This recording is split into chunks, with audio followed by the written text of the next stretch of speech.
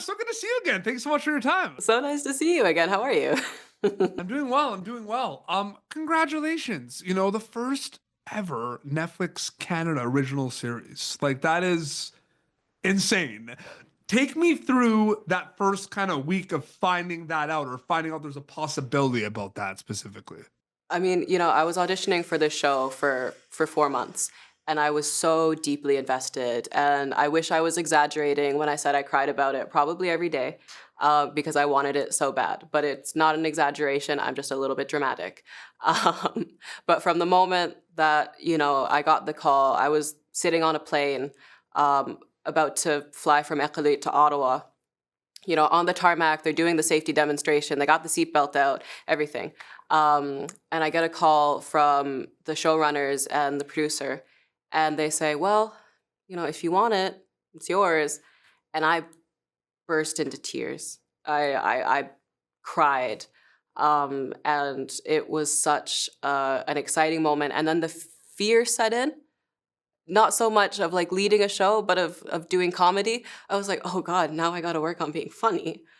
I don't know what to do, which was so, that was kind of the thing that I was the most worried about. But, reading the scripts, it's hard to go wrong with what Stacey and Alethea created. It's so, it just jumps off the page. Well, it's very interesting you say that. It's a perfect segue because I feel like when there's like sitcoms, like workplace sitcoms and everything, you have like obviously these funny moments with everyone that's kind of working together, but specifically like there is those heartfelt moments, right? And I feel like a lot of those stem from whether it's your character or other characters. There is this self-reflection, soul-searching component with everyone. We see it more with other characters compared to others, right? But I'm wondering from an acting storyteller perspective, is it more fun? Is it more challenging playing these kind of lost self-reflection characters? Because from an audience member, like we watch it, like they don't know they're lost, right? So I find that very interesting. Yeah, it's such a privilege as an actor when you get a role like this, because it's like there's so many layers to what they're experiencing and what they're going through. And like you said, they don't understand that they're lost, or they're not quite sure what's missing and what they're looking for.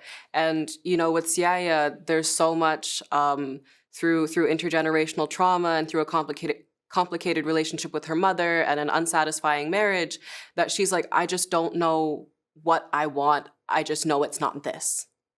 And going through that experience with her and finding the roots of things, and her outbursts and her awkward moments that really define that soul searching experience was so much fun to play. And then also the really tender and heartfelt moments and heartbreaking moments, where you really dive in and you get to go deep, was maybe fun's not the right word, but it was great to share that experience with other cast members, and be able to play off each other in those moments.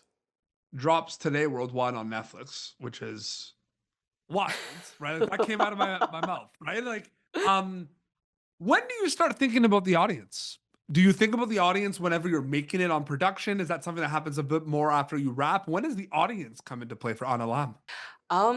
I mean, as we were creating it, it was such kind of like being thrown into this kind of like washing machine, and really trying to figure out every day. And, at the end of the day, I was just thinking about the story. And even in, now with it releasing worldwide, it still doesn't feel real.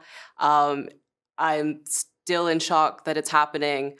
I just don't know what to expect with the audience. I'm open. I'm open to receiving whatever they have to say.